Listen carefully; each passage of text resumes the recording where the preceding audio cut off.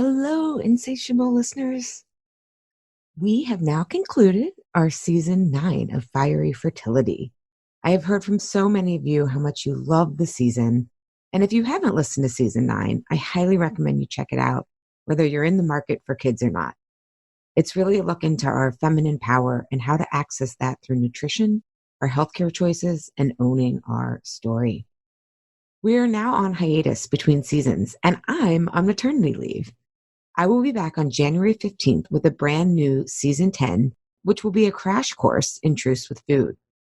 We will look at the root causes of why we can't lose weight and how addressing these root causes, which aren't about willpower or discipline, can make us feel back in control of food, get off the all or nothing roller coaster, get us to stop monitoring ourselves all the time, and trust ourselves when the dessert cart comes. All with a main course of self-compassion and self-acceptance that doesn't have to mean resignation if you aren't comfortable in your body. When you can accomplish this freedom and consistency, weight loss can be a side effect. I'm so excited to share this season with you. And Truths with Food, my signature boutique group program, will begin in March 2020 for another round. In the meantime, enjoy these popular Insatiable rebroadcast episodes to help you thrive during the holiday season and set you up really well for 2020. Can you believe it? It's 2020. All right. I look forward to reconnecting in the new year.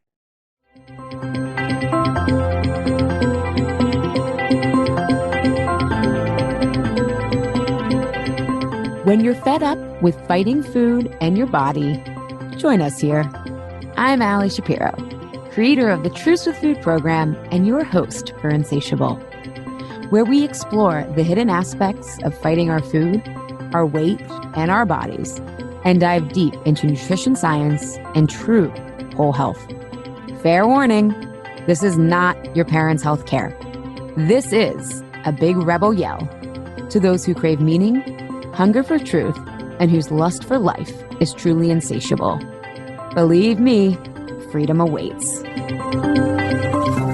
Welcome, everybody, to Season 8 of Insatiable. This season's theme is consistency. It's no secret that consistency is the key to success. Many of us have so much health knowledge and are aware of the latest and greatest food research and have the best of intentions, and then real life happens.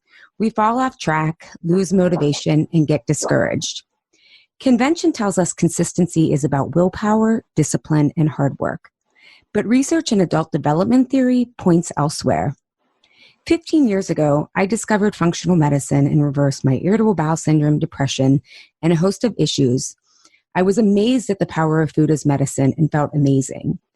But even with all these great results, I couldn't keep it up. I continued to binge and overeat. My quest to discover why can't I stick with this led me to grad school to study adult development and how we change ingrained patterns and behaviors. I came to realize inconsistency is a symptom, just like depression and binging. It's not the problem, but has various root causes depending on the individual. Not only is falling off track an invitation into deeper healing and radical results, I found that when it comes to consistency, a lot of the common beliefs we have around being consistent are what actually causes us to fall off track.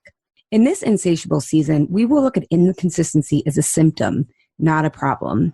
We'll explore what happens after the novelty of some new plan has worn off and why real life trips us up.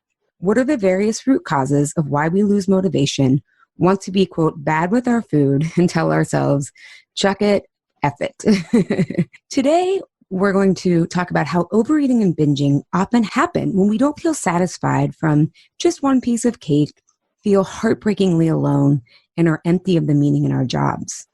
All of these feelings are tributaries back to one root cause, a sense of disconnection from ourselves.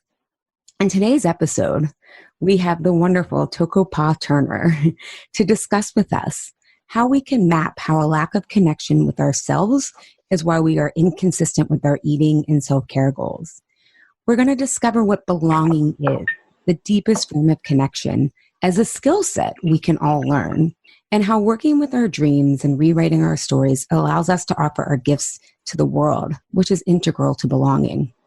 I am so grateful to have Toko Pa here with us to discuss belonging. I read her book, Belonging, Remembering Ourselves Home last year, and it felt like such a deeper understanding for me of what it means to belong. I can always tell when someone knows what they're talking about by the clarity and beauty with which they write. And her book has both. And I also realized we were doing similar work, but very different modalities. Me with work that blends nutrition and adult development theory, and her with dream work. But the journey back home to ourselves is the medicine we both offer. Before we get to hear from Toko-Pa, I'm going to give you her background. She is a writer, teacher, and dream worker. She is the author of the award-winning book, Belonging, Remembering Ourselves Home, which won the 2017 Nautilus Gold Award, the 2018 Reader's Favorite Gold Award, and was named finalist for the 2018 Whistler Independent Book Award. She founded the Dream School in 2001, which blends the mystical tradition of Sufism, in which she was raised with, and she integrates a Jungian approach to her dream work. She has been interviewed by CNN News and BBC Radio and has a community of over 100,000 online readers. Toko-Pa's work focuses on restoring the feminine, reconciling paradox, my favorite, and facilitating sacred grief in ritual practice. Thank you so much for being here, Toko-Pa. I am so happy to be here with you, Allie. Thanks for having me. Yeah. And you're good friends with our previous insatiable guest, Bethany Webster, who was a huge hit. Yeah. So I know. Yeah, Bethany and me are BFFs. Yeah. So I was like, I have to have you on. And this was the perfect season to have you on. So I want to start with your story and how you came to understanding belonging through being a literal orphan. Can you share that with us? Yeah. So I grew up in a household that, you know, as you said in my bio, I was raised as a Sufi. And so there were years in my life where I really enjoyed living in community. But at a certain point, I think I was about 8 years old, and my mother became pregnant with my little sister. And at that time, we left community living and went to go and live in the suburbs. And for me, that was a very dramatic change for me, because suddenly I was isolated in now this very nuclear family context, as well as living in the suburbs. I sort of grew up in the red light district of Montreal, so it was a very dramatic cultural change as well. And in these isolated circumstances, it became very clear to me as a small person that my household was volatile, and there was a lot of violence and different kinds of abuse and neglect. And I began to feel very exiled and unbelonging in my own family. And so at a very young age, I started to imagine leaving the family home, and I started to run away, or at least practice at running away, when I was 9 years old. And I wasn't very good at it, obviously, because I wasn't old enough to take care of myself. But then I was, I guess you could say, successful at running away by the time I turned 14, going on 15. So that was when I, was placed into what we call the system. So the foster system, or, just government care, so-called caretaking facilities where people who don't have parents are sent. And that began, that whole period of my life was characterized by a lot of darkness and a lot of hardship. And that was the last time that I ended up having a family. So my life changed dramatically after that. And do you think moving to the suburbs created some of the issues with your family, or did you not recognize the degree of that because you had that other sense of community to still attach to?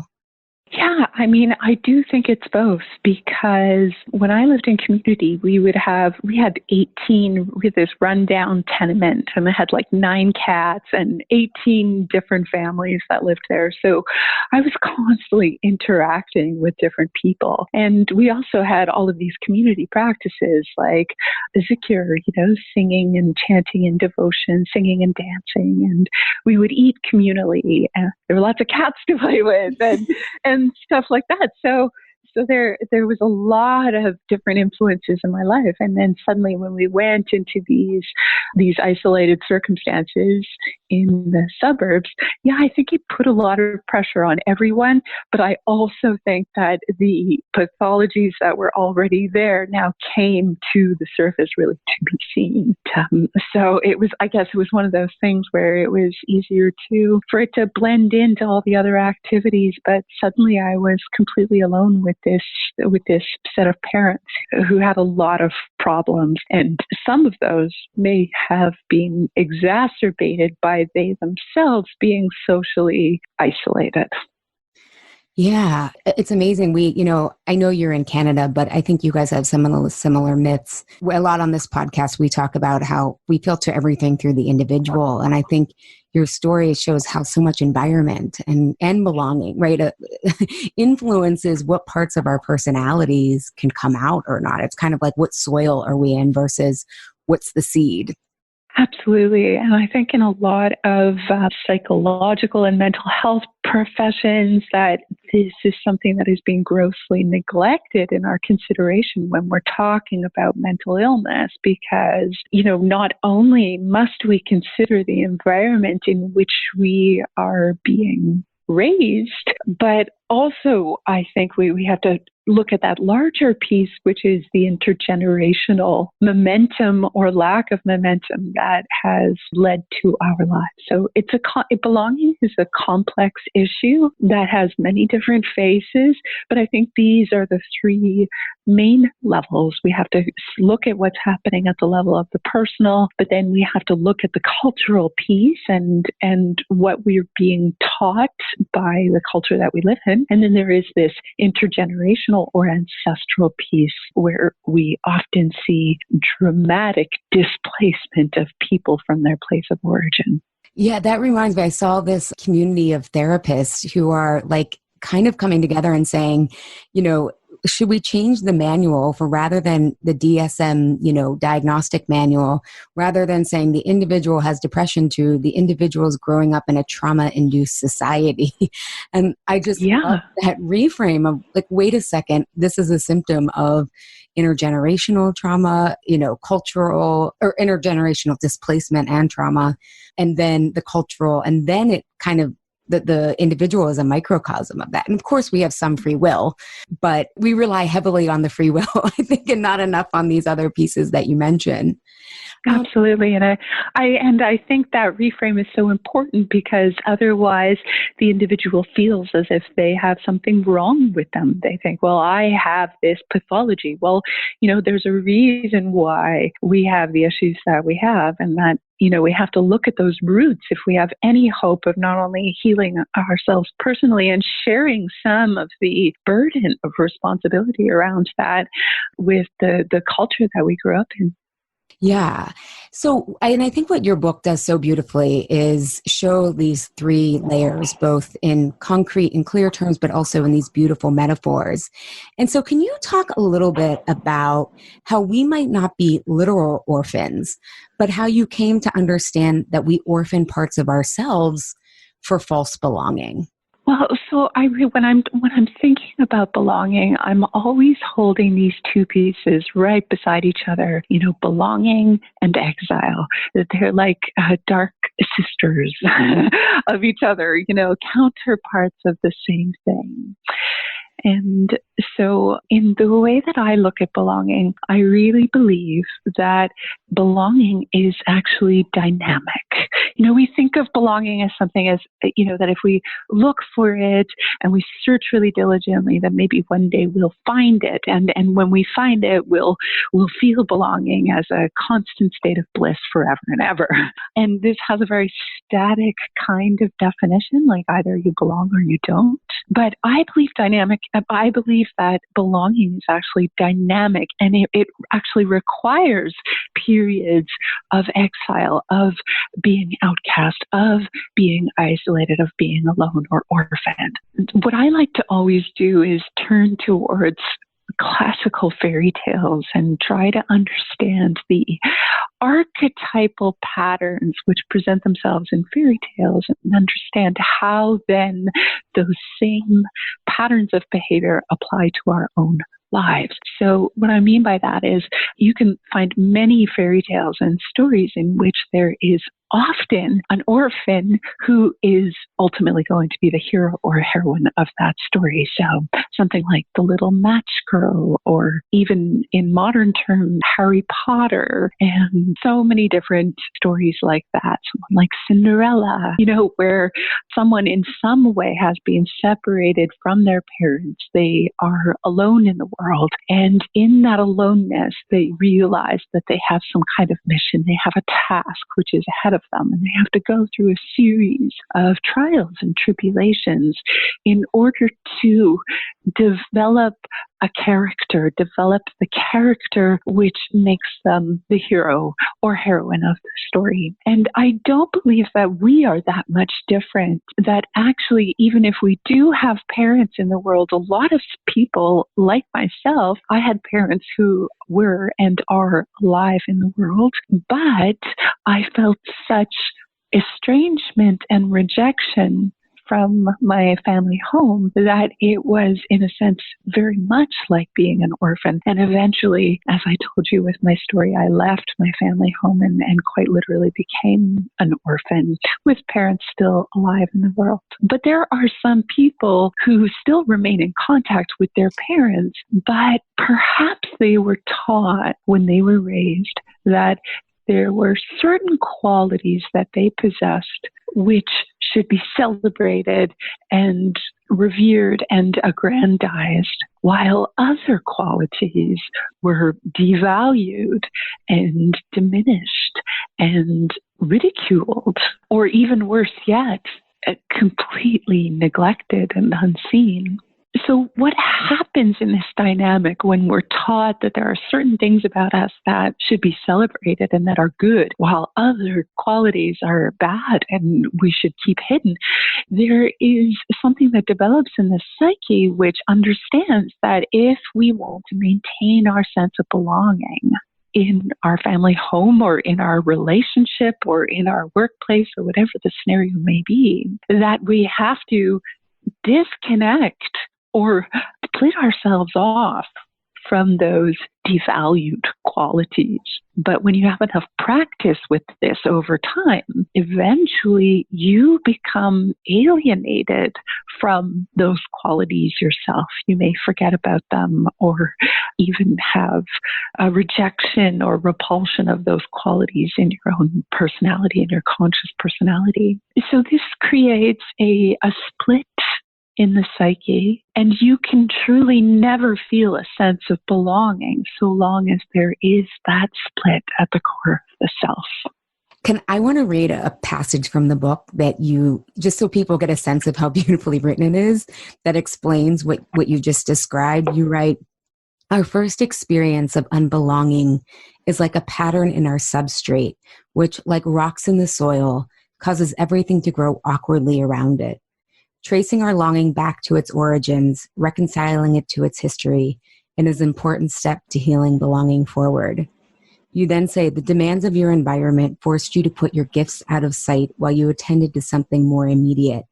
And that as kids, you mentioned that we're so adaptable that that's when this substrate or this beginning of rejecting that, or I guess orphaning it, or sending it to exile, I don't want to use the wrong words, begins, right? And so it's almost like as we become adults, we don't even know it's missing.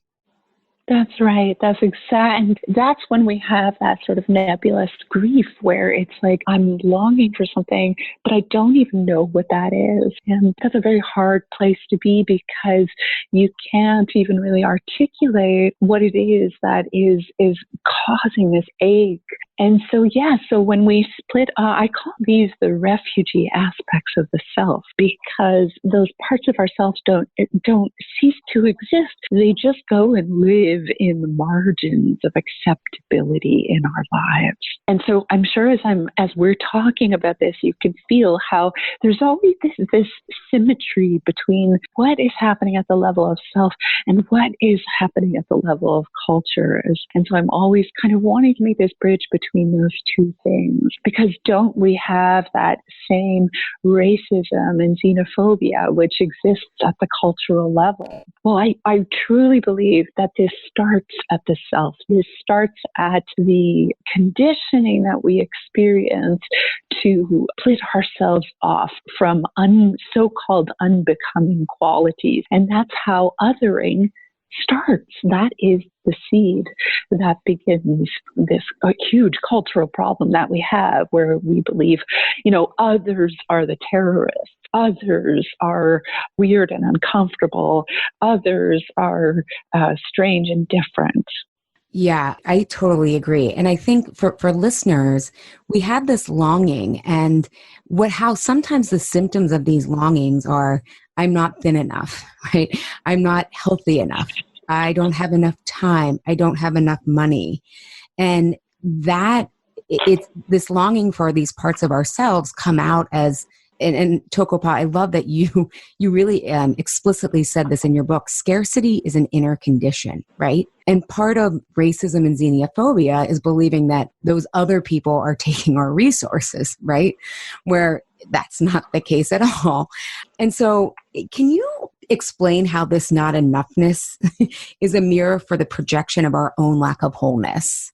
Because I think sometimes it's where I am in my personal development journey. I get it, right? But the me of maybe 15 years ago might be like, how does this not enoughness show up as a lack of accepting all the parts of myself, or the refugee, the exiled parts?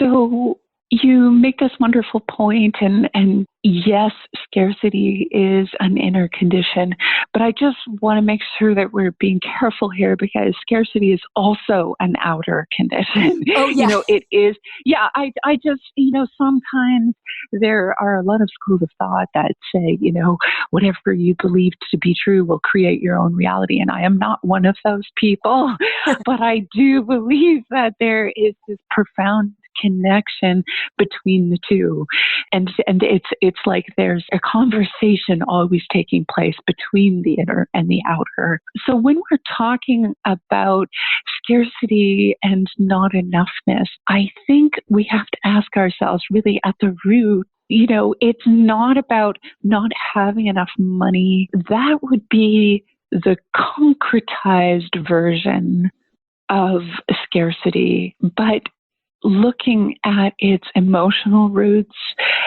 scarcity has to do with a lack of affection. It has to do with a lack of love, the absence of tenderness.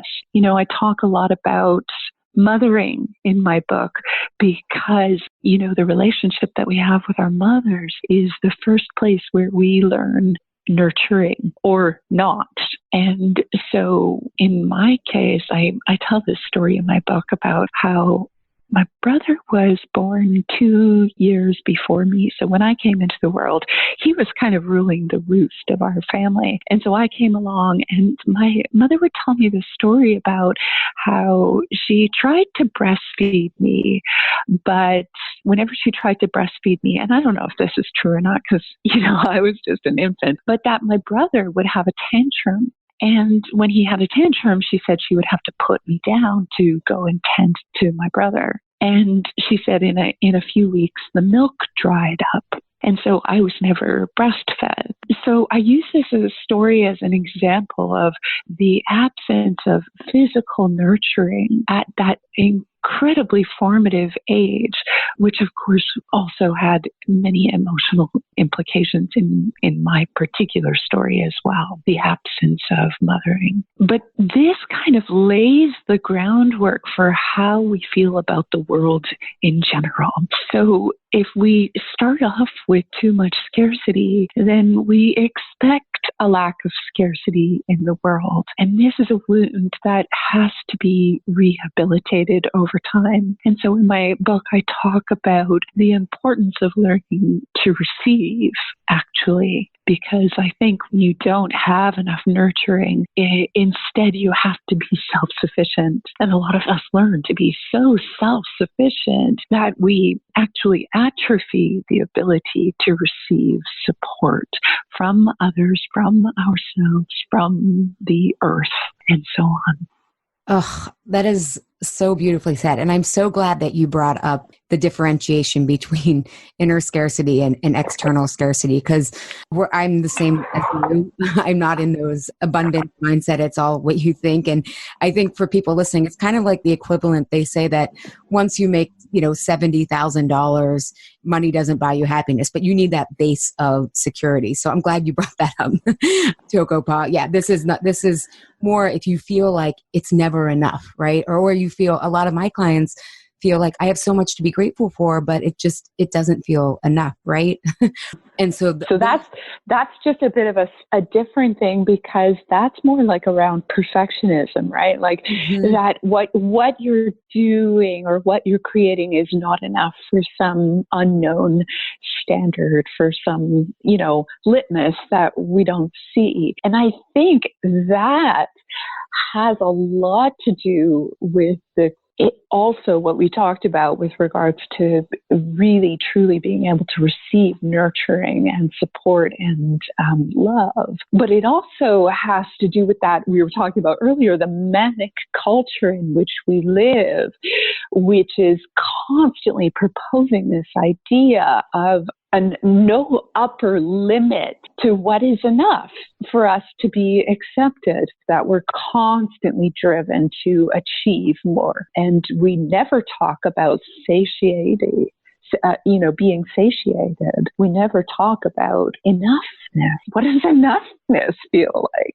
Yeah, I loved in your book that you're like, it's not really the kind of, forget how you said it, like not the starting point and not where we are, but the scale of what we're trying to, satiate ourselves on, because that scale has no upper limit, which leads to quite, and I even think of the physical scale, people, it's like always 10 more pounds, or it's never enough. And it's I thought of that as the concrete representation of that, but your metaphor of the scale and this upper limitness that seems to have no limits. Exactly. And I love that you're bringing the body into it, because so many of us have this, especially those of us who have chronic illness and disease. There's this pressure to get to some sort of wellness plateau, which constantly feels out of reach, meanwhile missing the incredible tiny triumphs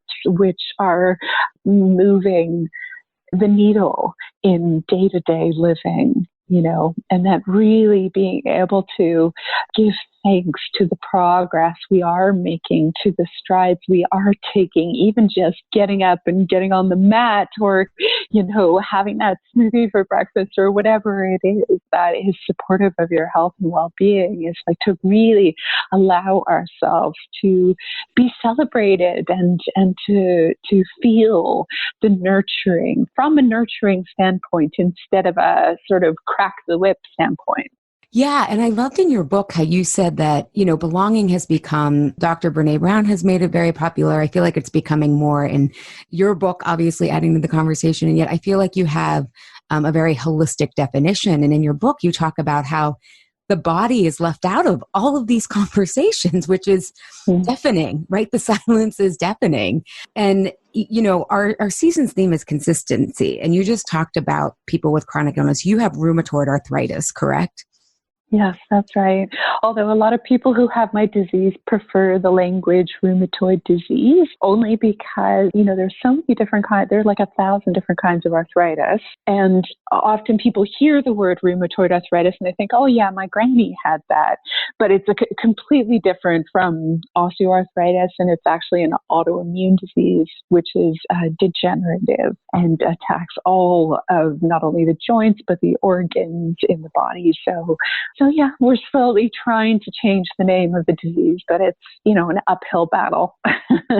Well, thank you for letting us know, because that's really important. So rheumatoid disease, and one of the things you talk about in your book is that the Western medical model detaches us from our pain, and we try to control all of this through medication. And I think, our season's theme is consistency. And I think one of the main reasons people struggle with doing those consistent things that move the needle, that feel like they're not this big all or nothing, but we don't understand our pain, right? Whether it's cravings or physical pain or shame that we feel from not being enough, we tend to judge our body rather than explore it. And so I was just wondering what your experience has been in living with the rheumatoid disease and the connection for you between this illness and staying true to belonging in your body, even when it's hard. I mean, let me just say that I have a friend who, she has this great expression. She read my book. She was one of the first people to read my book. She was one of my beta readers. And she says, you know what I love about this book? And she says it with a great Irish accent. What I love about this book is nobody gets saved. And I laughed so hard because it's so true. This isn't 30 days to belonging. It's not take this checklist and you'll, I don't know, unleash your potential or whatever it is. It's not like that. It is about this consistency. I really believe that belonging is a practice, not a place or a state of attainment. It is actually a practice. And so this work around belonging in our bodies is just a practice that you can continue to deepen. And so for me, the turning point into this awareness was a moment where I tell a story in my book about waking up from a dream about my pain. And the dream context made me realize that I was carrying something in my pain that actually was intergenerational, and that it was the privilege of actually having the support of my beloved partner and my work and my community and my home. It was those privileges which have allowed me to actually address this pain with my life. And that was a turning point for me, because for the first time was able to feel a small measure of compassion towards my pain. So up until then, and I still fall prey to it, annoyance, anger, irritation. I want to like kind of an aggressive feeling towards my pain, like, oh, you're making life hard for me, or geez, this hurts so much, or when are you going to stop torturing me? These are the kinds of things that I thought for a long, long time.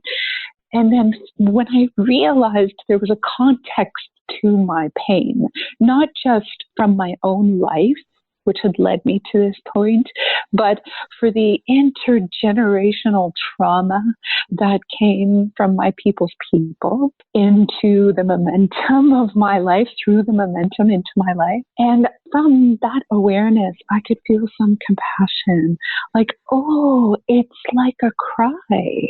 And of course, that would seem very obvious if I had a child or an animal or something that was neglected or wounded. And of course, I would naturally feel that compassion for their pain. But somehow in our own bodies, the pain is more immediate. So we forget to have compassion for the pain that's being experienced. And so this is my practice, is trying to be respectful of my pain as I go about the many protocols that I undertake to become more well, to become healthy. Yeah, I love that. And I have this big note of like, to let everyone know, wholeness doesn't mean perfect health, right? To your point, this assumption that there's this finish line that if we do belonging correctly and follow the steps, right, our pain is going to come to this natural, heroic end, right? It's like, and I thought it was so interesting how you talk about because in the work I do with clients, we really are breaking down binary thinking. It's people don't just think their food choices are good or bad. They have that binary thinking around those parts of themselves that they've exiled as well. And so a lot of the work is to break down this binary thinking. And I had never thought about how we even put wellness and sickness as if they're at two ends of the opposite spectrum when, I mean, how do you really define that? Like you can feel great one day and then come down with a headache. Are you sick or are you well, right? Or to your point, you can be in pain and yet it can bring support. It can help you receive. It can help you bring compassion for yourself, which are all, to me, metrics of health. And I thought that was such a good point. And, you said in your book, and I teared up when I read this, you said about our pain, it's important to say this too is welcome. This too belongs. Yeah, that's my mantra. This too belongs. This too, even this terrible thing. I have to practice that welcoming it into belonging, because otherwise it's living on those terrible neglected margins of acceptability in my own heart. And this is the work, and yes, I wrote this book. I spoke about my rheumatoid disease. And then after the book came out, I began to get invited to speak and make appearances. And so I would, and I would go and do these events. Invariably, there would be a person in the audience who says, I read about your book and I read your book and I saw how sick you were and you went through such a hard time. But look, you're standing here and you did it. And, how can I do that too? And I would have to use these as quite strong teaching moments and say, just because I'm standing here doesn't mean that I'm well in the way that you understand the word well. I continue to have this disease and I will for the rest of my life. And me and my family are doing our best to live in relationship with it. So my husband and I call my disease our house guest who never leaves, because, it's like this really, really awful, sometimes traumatic presence who's constantly putting us through the ringer as we try to find a way to deal with each new obstacle and challenge. And yet, he's not moving out anytime soon. So we need to get right with it. We need to make room in our lives for it. And we've gotten so much better over the years, and we'll continue, I think, to be compassionately inclusive of that difficulty. Oh, I love that. So we're going to take a short break to hear from our sponsor. But when we come back, we're going to talk about the other things that belong so that we can start to welcome back and bring to ourselves. So we'll be back after this short message from our sponsor. It's that time of year again. The live version of my annual group program, Why Am I Eating This Now?, opens for registration August 5th and begins August 13th. This program will help you unlock your keys to consistency with your nutrition goals. And with a small group of 15 people, we will get to the root causes of why you fall off track. Together, we'll transform those patterns and behaviors, no willpower required. To learn more, check out episode 6, season 5, where Why Am I Eating This Now participants, Dr. Tina Bugren and Lourdes Brawley, discuss how using adult development theory, which is not therapy or coaching, made the program so challenging, life-changing, and different from anything they've done before. A year later, they're still seeing results, impact, and feeling further transformed. Here's what they shared. Dr. Bugren said, "Why am I eating this now is about getting to the root of things, not hovering on the surface as too many other programs' plans do. As a result, I stopped slipping with my healthy eating and falling into old thought patterns. I got unstuck and have the tools to keep going. 1 year out of the Why Am I Eating This Now process and using the tools, I've lost 20 pounds and kept them off." Lourdes shared, "I joined Why Am I Eating This Now because I wanted to move forward in my own self-development. I was able to discover the deeper conflict around my food battle, including how it protects me and how to move forward. I exceeded my own expectations for my progress, was challenged, and I will continue to make these changes in my life. I have been binge-free for over a year post Why Am I Eating This Now. I truly thought I'd never break free from emotional eating, but I have. And I am much bolder in my life. Yes, win-win." If you're ready to work smarter, not harder, to be consistent and reach your nutrition and wellness goals, join us. Full details are at alishapiro.com. Why Am I Eating This Now live program. And make sure you sign up on my list so that you can get the early bird discount. And if you don't want to wait, you can get started today with the self-study program now. What you pay for this will be credited towards the cost of the live program. So why not get started today and start getting relief and clarity? So, Tokopop, before we took our quick break, we were talking about re-welcoming our pain and being compassionate with it. One of the other big messages of your book is that we must re-welcome anger, disappointment, and grief. And I think, I kind of joke with clients when we're working and they're like, "This is hard." I'm like, wah, wah, wah. Like, I wish I could tell you it was the 5 steps or it was, super, super easy. So we always joke like, wah, wah, wah. And I think if people hear anger, disappointment, and grief, it's like, oh, that's a lot, right? But can you expand upon that? And before you do, I just want to, for people listening, I want to show you an example of how this shows up with inconsistency. I had a client who I hadn't seen in several years, and she had a really rough year. She had a grandson who was going through cancer, right? Very young. And she was eating relatively well because of all the work we had done together. But she came back because she was finding herself grabbing chocolate. And she knew it wasn't about the food, so we explored it. And really, she was grabbing chocolate when she was over at her family's house. And her family was there in the beginning, and she continued to ask for what she needed. But because treatments were so long, the support fell away. And what she realized was when she was over there, she was feeling extreme disappointment, right? They had let her down, even though she was clear about what she wanted. And she was like, it's okay. My daughter and, my husband, we're all closer now. And I was like, and that's great. And you can be disappointed that people didn't show up the way that you would have liked.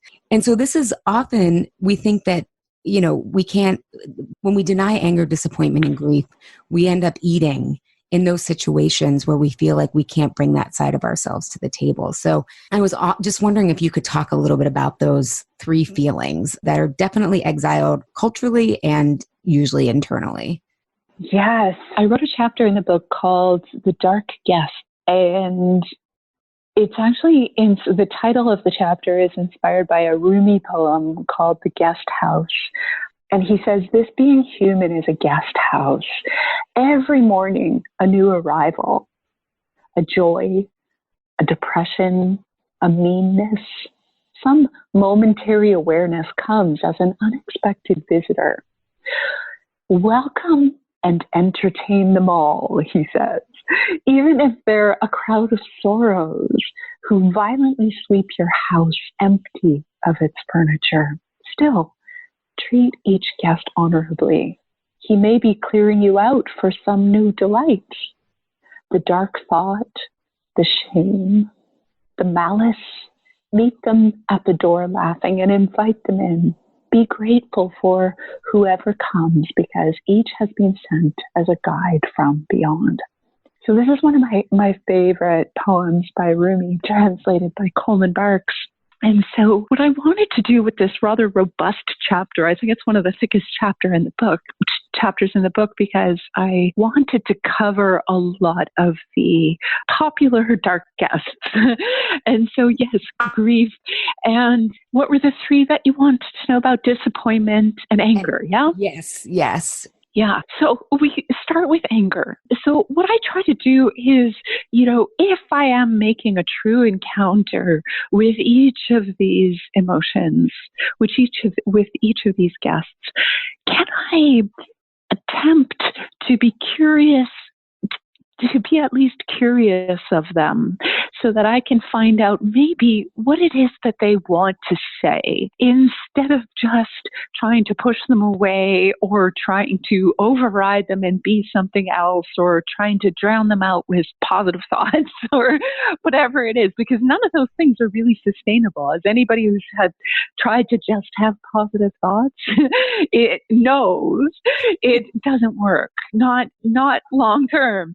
And what might happen is those so-called dark or negative emotions will express themselves in other ways, whether that is, lashing out inappropriately, or having an unexpected crying fit, or actually symptomology in our bodies.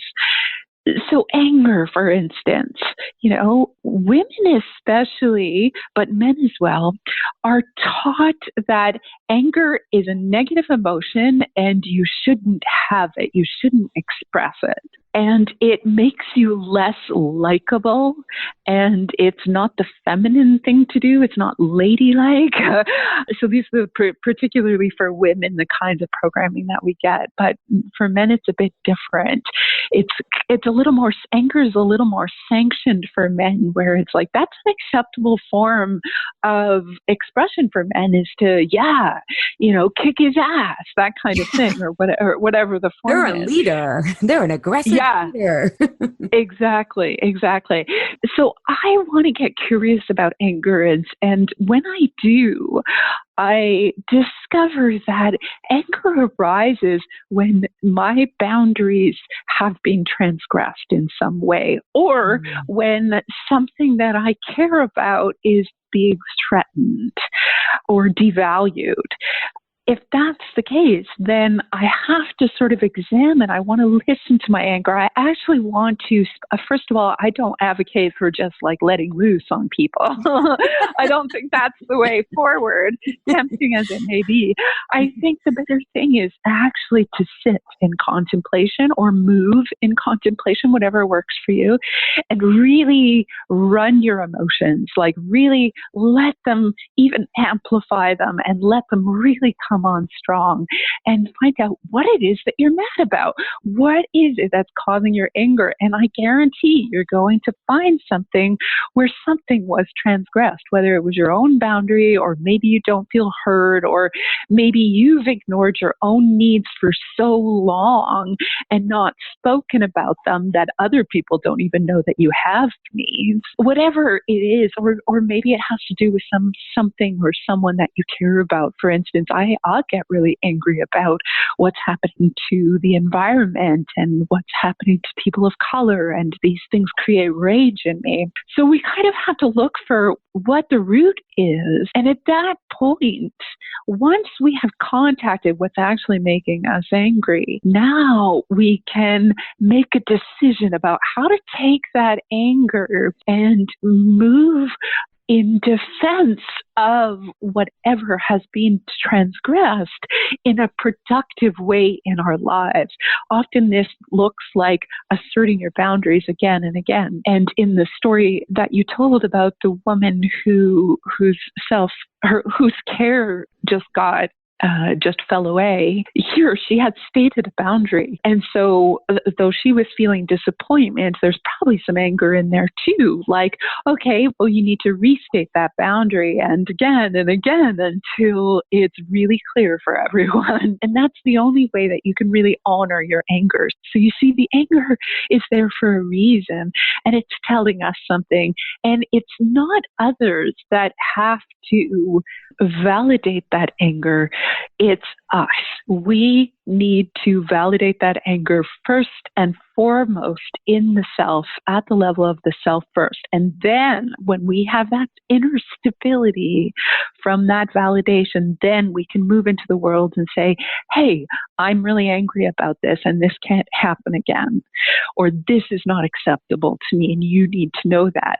And then if people continue to disrespect the boundaries that you have, then something else has to be done, So we can make an informed decision based on only our true recognition of what is triggering that anger in the first place. And maybe I'll just add one little side note here, that if you are someone who has been deeply traumatized, and if you have PTSD, anger is often a chronic symptom of having been traumatized. If that is the case, you're in a bit of a different situation. I'm not saying that you can't work with the same principles, but it's a little more kind of like people who have been traumatized report having anger many, many times a day. And so it's good to definitely have support in terms of a therapeutic environment, but probably also some adjunct practices, especially somatic ones, which can help us to feel safe in our bodies while having anger. Yeah, that was so excellent. And, to kind of circle back on what you were saying about what's happening with people of color and how we other ourselves, one of the notes I wanted to make and talk to you a little bit about is because the majority of my listeners are white women. And we know how frustrating it is that we can't express anger. And yet women of color are given even less leeway. And this was after the 2016 election. I basically got real comfortable with my anger for 3 years straight. It's not over, but it's now being channeled effectively. Yeah. But one of the things that was just so shocking to me, because is learning how racist our society is. And, I have friends of all races and all this stuff. And I never thought that I had internalized that angry Black woman character that our culture, because again, mainly white people haven't learned to deal with their anger. And so we put it onto other people as an identity, not necessarily as individuals, but as an identity. And, of course I didn't feel that way about my friends who were Black. In fact, they were less angry than me. This was kind of like a big wake up call for me. And they were like, and the more that I learned, the more I didn't understand how people of color in general, not just Black people, not just Latinos, natives, how they're not more angry, right? Like, cause the more that I learned, the more enraged I've become. And so I just want people, especially our white listeners, to question your own biases, right? We live in a racist society. We tend to shy away from racism because we think it means that we don't like people of color, that we're wearing KKK hats. No, the best we can hope to be is anti-racist. And part of that is looking at our own biases and reaction when people of color get angry, right? What biases have you internalized? And I was shocked that I had internalized that with women I didn't know, not with my friends, but people I didn't know. And I just want to share that so that other people can hopefully feel less shame about examining their own biases in that. I'm so glad you gave some airtime to those thoughts. I just think it's so essential now that especially white women who have platforms are again and again returning to these conversations about racism, because how else are other white women going to start talking about it? Because it doesn't affect us in a day-to-day way unless we are, getting hot under the collar about it with each other. And I think there's a really intricate piece here that I want to pull out, which is that the reason why we reject women of color and Black women, especially when they get angry, is because is at least in part because we ourselves have not integrated our own abilities to be angry. And so the reaction is to, put somebody under the boot and say, quiet down, I don't want to hear from you. Well, that's just a very strong mirror of what kind of havingness we have around our own spectrum of expressions as well. So it's really important work to be doing both the inner work and the outer work of racial justice. Yeah. Thank you for making that line much clearer, because I don't think I said that as like, sometimes people hear white people and it's like, and a wall goes up. I'm learning how to talk about this in a way that, I've been doing anti-racist work and reading for like 3 years now, which obviously I'm just at the beginning, but I think I've become I don't clam up at hearing whiteness as part of my identity, even though I'm half Jewish, I obviously benefit from whiteness, but I've even learned that being Jewish is not a white identity. It's like how little I knew. So it's a constant learning curve that I'm clearly at the beginning of, but thank you for articulating that. And I think that brings home the point in the beginning that as we bring these parts back of ourselves, of our anger, of our grief, of our disappointment, we can be with other people who are experiencing that, and we can be more productive rather than just overwhelmed in our feelings, which took me, I was taking action right away, but it took me about a good 3 years to learn how to not be angry all the time. I wasn't scared. I just didn't know what to do. I was like, because I didn't feel like I was doing enough. But yeah. So one of the big things that kind of switching gears, because I want to really get into this dream work, and I know we've got about 15 minutes left. But one of the things that I think is just so amazing, there's so much that I love about your book, but it's dream work and how dreaming can start to help us be okay with these parts of ourselves. I was just working with a client, and I've always said this on the podcast, but just if you're new listening, anytime I use a client example, I've gotten their permission. I just want to restate that. But I was working with a client, and she was saying how, she kept having this reoccurring dream where she was at this party and no one would listen to her, right? Kind of asserting her boundaries and no one would listen to her.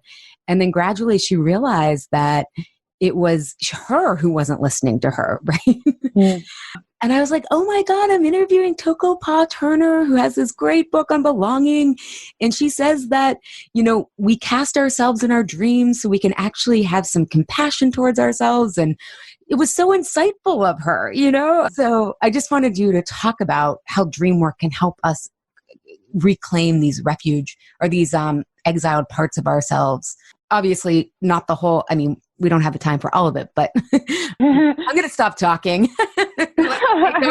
No, it's, that's the problem with talking about belonging, is that it's just such a massive subject. That's how I ended up spending 5 years of my life writing a book about it, because, and I also just want to name that I've only scratched the surface of this conversation. But the way that I understand dreaming is that dreaming is actually nature, naturing through us. So in the same way that a tree bears fruit or a plant gives flowers, dreams are produced through us. And I literally believe that there is a larger intelligence, which I call nature, which it's an organizing principle, and which is guiding our lives in the direction of not only our personal sense of alignment, but also in harmony with that larger ecosystem, which we are just a part of. So this is what I think dreaming really is. And so I use dreams throughout the book and reference how to work with dreams throughout the book, because I think this is an incredibly powerful tool as we're learning to dismantle the othering that happens at the level of the psyche and the trauma that so many of us are unpacking about our lives, and the needs of our combined coherence. All of this takes forms in the dream. And this is the brilliant thing, because instead of it being, having, we'll go back to the example of anger, instead of just having a nebulous kind of anger, you can receive a dream which shows you exactly the context in which anger is coming up. And by exactly, I mean symbolically. And that's the tricky part, is learning to understand the language of the dreams. And so many indigenous cultures around the world have used dreams as a central guiding principle in village life, in cultural life. It's really only us who has this poverty of not paying attention to our dreams in the West. And this whole idea that you need to pay somebody who went to a university to tell you what your dreams mean. I mean, it's just a bunch of nonsense. I mean, this is our mother tongue. And unfortunately, we have lost the ability to understand these dreams. But it doesn't take that much to re-facilitate our abilities with this language. But the first thing you have to do really is to write them down and to give them some relevance or importance in your life. And so I do teach online, and I help people to understand the language of their dreams. But for me, the most incredible thing is our dreams will show us exactly where we are at in the mythic unfolding of our lives. And so what I mean by that is, earlier I was talking about fairy tales and about how, a set of chapters unfold in every myth or fairy tale. When we understand these patterns working with fairy tales and working with dreams, it helps us understand why we are experiencing what we're experiencing in present time, because we can see where we've come from, but it also invites us to consider what is the way forward. So I love the example that you used of the woman at a party who wasn't listening, she was talking to somebody and nobody was listening to her. She was talking to a bunch of people. Talking to a bunch of people and nobody's listening to. I mean, we all have dreams like that, right? It's the sense of not being relevant, of not being heard. And so the dream offers this really strong mirror of, well, if all of the aspects in my dream are aspects of myself, all the people in my dream, the characters are actually aspects of myself, then where am I not listening to myself? Where am I not feeling relevant? What is it that I really want to be heard with? And how can I listen to that? How can I bring more presence to that? And so when we do that work at the level of the personal, again, there's this symmetry which then carries out into the world. And we are more courageous with our ability to be seen, with our willingness to be seen and to be heard. And one of the important things that I think is that you bring up in your book, and I'll use an example of my own life, but you talk about, like, you can't go to a dream book and, like, on this podcast, we always talk about not one size fits all, whether it's eating or whatever, but you can't go to a dream book and expect one person's symbols to mean your symbols, because they mean what they mean to you because of your lived experience. And second of all, to your point about the unfolding chapters, I think sometimes we try to make conclusion from one dream versus realizing that there's going to be more data coming, more information coming. And I think about back in 2012, I was working with a visual imagery therapist. I feel like my psyche was finally strong enough to go back to around when I was diagnosed with cancer. And even though I was working with him in his office, I would have these dreams where I was going to the hospital and I didn't know if I was checking in for chemo, if I was really sick, did they have my medical records? And I remember thinking, like, if this were the old me, I'd assume that I was going to get sick again. Like, oh, this is what this means. Like, because I would wake up with the same uncertainty that I felt after I was diagnosed with cancer. And I was like, no, I got to see what's happening, when the dream comes back to me. And it was amazing how the more work I did with Bob, who was my visual imagery therapist, to really integrate my choices then and, do some deeper healing, that in the dream, I started having more agency, more choices and directing the scene. Versus when it first started, I was just like lost and I didn't know what was what. And I was asking all the questions versus towards the end. And again, this wasn't 5 steps. This was over a course of a year. It was like, no, this is what's happening. And just waking up with so much more of an empowered feeling versus I have no control in this situation. I love that. That's such an amazing story. And I think that is one of the great payoffs of dream work, is that when you are making progress against the obstacles which hinder you, you will see that in the dream. You will see what's working, and then the dream, but it's really important to notice, which you did. You noticed those moments of progress, like, ooh, I'm beginning to have agency and choice. And there's absolutely this wonderful conversation that then takes place. And this is why I've really devoted my life to dream work, because of this, you realize then that you're in conversation with something. And this is why dream dictionaries are pretty much rubbish, because they are attempting to make your dream symbol into something that is static and dead.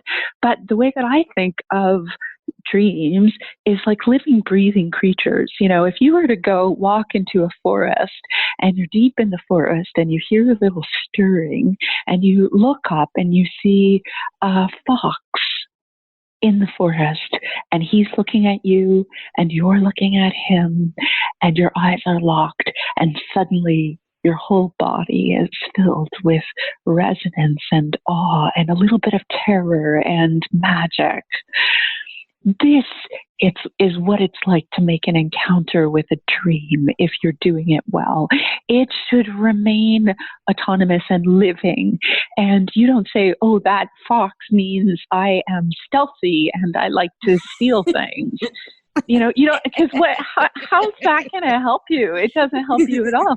But maybe if you think, well, how can I make myself approachable to this fox? Maybe the fox will trust you and come a little closer, and then you understand it a little better. And then you take a step towards him, and he trusts you. And before you know it, maybe the fox puts your hand in its mouth, but it doesn't hurt. Instead, you have this telepathic connection, and you understand everything. So this is an actual, I'm using this wonderful thing as an example, but I've had this over, like you said, over years, not 5 steps to, entrust, having your dream fox trust you, but actually, making a courtship of our dream symbols so that they reveal their hidden medicine and helping and become allies to us, as they did in your case with the cancer dreams. Well, and it makes me think about when you say that it is this courtship and it's nature, it makes you feel like you belong to something bigger, which is, beyond that there is an organization, right? Because that's always I believe in nature as kind of my guiding framework in life. And when you can feel that there really is that courtship, I think it brings a sense of safety, or at least for me, I'm like, wow, I don't have to do this all on my own, Yes, exactly. Exactly. I love that. I mean, I say that the broader definition of dream work is not just about, understanding what your dreams mean and leaving it there. The broader definition of dream work for me is it's like a living bridge between the seen and the unseen worlds. So it's a kind of a conversation between what's visible and what's behind the world that we see, the unseen world. So for me, that's ultimately dream work, is marrying the inside life with the outer one and having them be in constant conversation.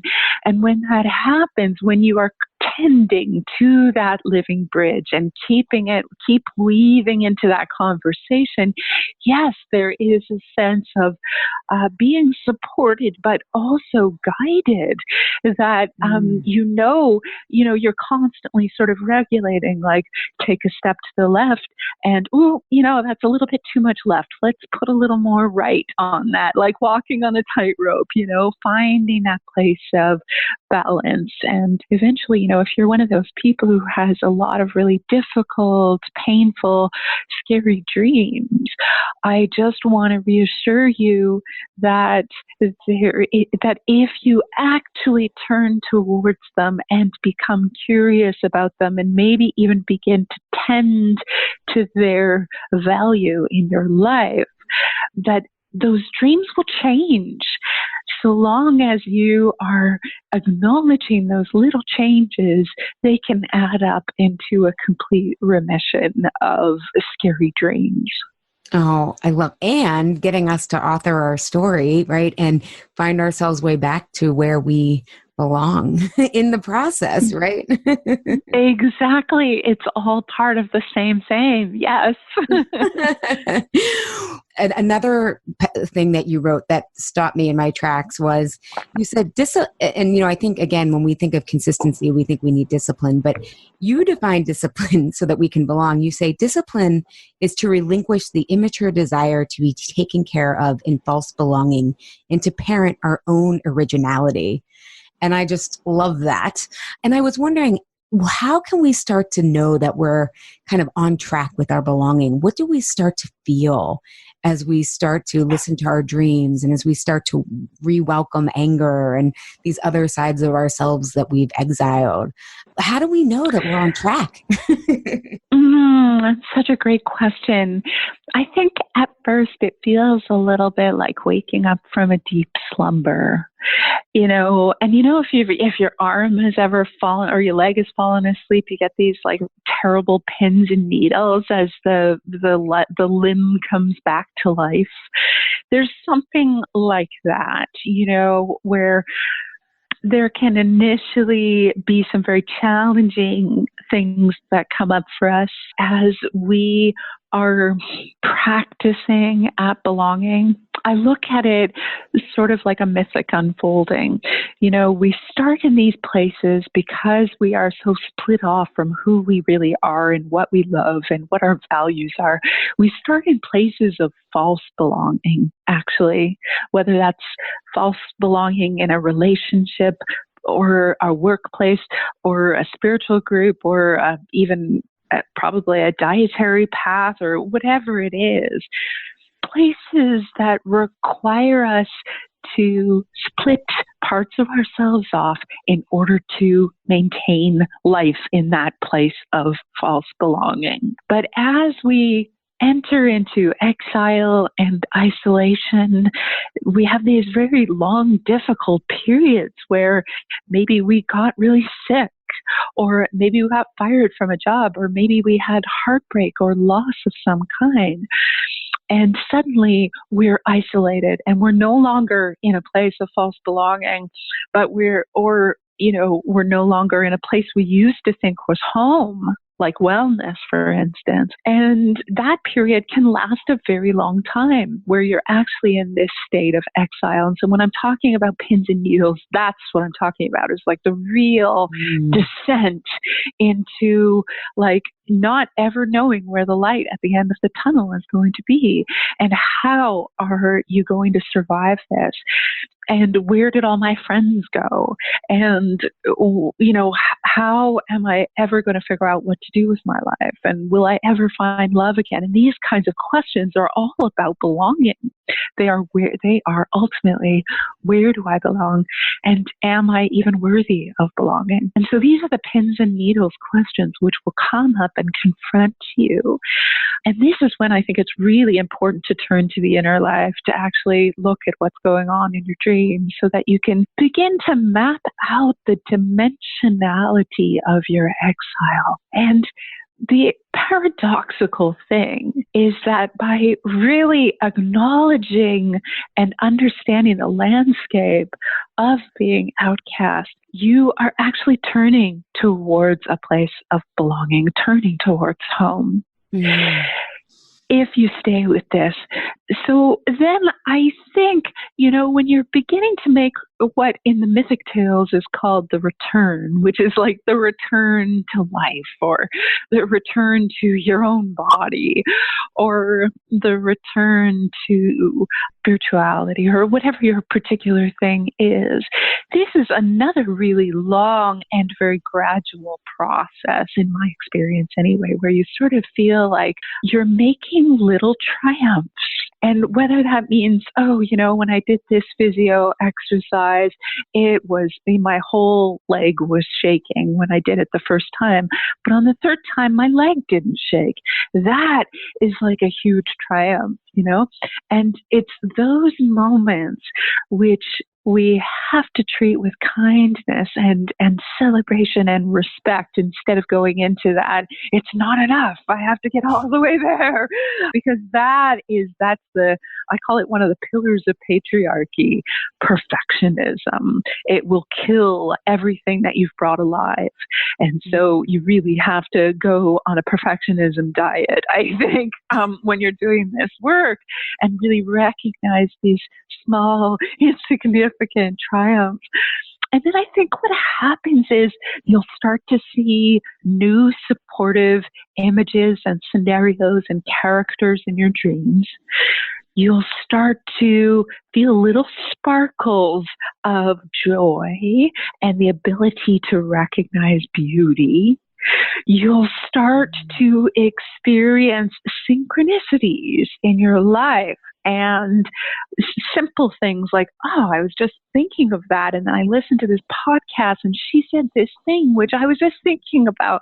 It may seem insignificant only if you brush it aside, but if you aggrandize it, if you welcome it, if you celebrate it, then those things will continue to grow. And then the moments of joy turn into hours of joy, and the hours of well-being turn into days of belonging. And soon, before you know it, the architecture of belonging has been spun out of the center of the self into a life of meaning. And not only that, and this is the great kicker, is that place becomes a shelter of belonging for others, actually. And you realize that belonging was actually yours to give away. Because you feel like you have enough, so you can, right? That's right. Yeah, a natural generosity springs out of our hearts. That was so beautiful. And I really want my Truths with Food group to take that to heart. They're in that stage where they're starting to get those beginning wins, and I'm like, keep going. And trying to tell them it's not about perfectionism. Like, these are these new choices that have come from really hard work. I want everyone, of course, to take that in, but special recognition for our Truths with Food group who's right in that process right now, emerging from it. Chocopa, thank you so much for being here. We will have everywhere people can contact you and find you, but please share it here. But again, everyone, in the show notes, we'll have, you've got to buy her book, Belonging. I read it twice, and I don't usually read books twice. I'm kind of like, I got the big picture, but I went back and read it twice. It was so good. And so we'll also have where you can find her in the show notes. But for right now, Chocopa, where can people find you? Thank you, Allie. That's amazing that you read it twice. There's also an audiobook version on Audible if people prefer to do that. And I know some people who have disabilities have a hard time reading, like holding a book. And so that could be helpful too. So to find me, everything is on my website, tokopa.com. So my name is spelled TOKO-PA.com. And if you want to find out about the book directly, I have another website, which is belongingbook.com. So I have a great Instagram page, which I've only been doing for a year because I'm such a late bloomer when it comes to Instagram, but I love it. It's such a cool platform. So my handle over there is Tokopa. It's just TOKOPA without the hyphen. And then I'm also on Facebook, and I have an established page on Facebook because I've been there for, I think, 8 or 9 years. So tons of free little inspirations and beautiful art every single day in those places if people just need a little hit to stay on track, and lots of excerpts from the book as well. Yeah, I'm totally plug your Instagram page because I follow it, and it's just such you leave excerpts from the book. You have these beautiful visual images, and I'm like, this is what social media can be about, right? Connecting you with that knowing. So I highly recommend following her on Instagram. I'm not on Facebook a lot. I'm sure that page is great too, but definitely do Instagram if you're on. Wonderful. Thank you so much for being here, Tokopa, and all of your time. I really appreciate it.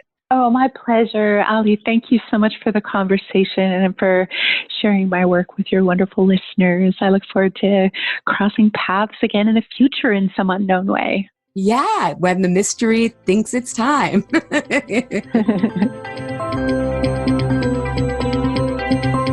Thank you, Health Rebels, for tuning in today. Have a reaction, question, or want the transcript from today's episode? Find me at alishapiro.com. I'd love if you leave a review on Apple Podcast and tell your friends and family about Insatiable. It helps us grow our community and share a new way of approaching health in our bodies. Thanks for engaging in a different kind of conversation. And remember, always, your body truths are unique, profound, real, and liberating.